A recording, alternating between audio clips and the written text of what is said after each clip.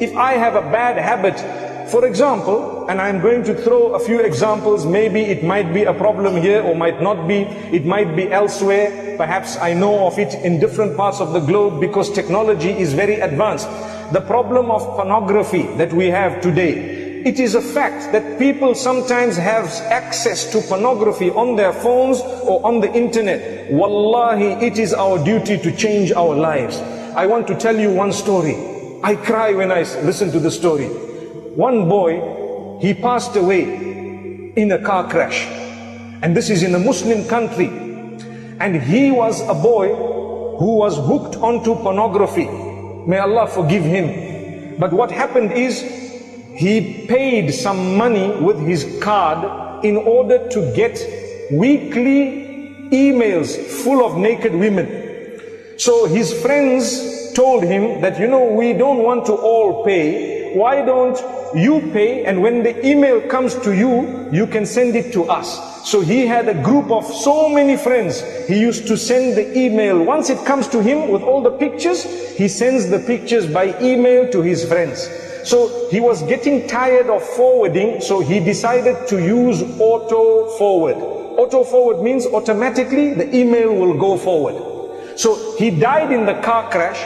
His friends were with him. They were shocked and they were really hurt that our friend has died. Some of them were involved in the crash, but they did not die. So what happened is, a few days later, when they met at his house, they were crying so much because they said to the sheikh that, "Sheikh, every week we are getting emails from this man, but he is now in his grave." Allahu Akbar, Allahu Akbar. Look at this. Do you see? So do we want this to happen to us? A person passed away, but because he put auto forward, it continued coming to him. They had to go back to the servers and they had to go back. It took a very long time before they had to cut, because they waited for the subscription to expire. But they were crying. They all learned a lesson. So I said that inshallah Allah will forgive him, because so many of you have stopped watching pornography because you learned a very big lesson. Subhanallah. So Allah can forgive him. We must not think bad about him. Allah is the judge. We are not there to judge anyone. So we ask Allah, but we learn a lesson. So I say in Ramadan, think about it. Those who have bad habits, if we die whilst we are engaged in something very bad, it will be an embarrassment for us. We'd rather become better people as we go. One day, I was sitting in one lecture of a very senior sheikh, and he said, think about how long you want to live.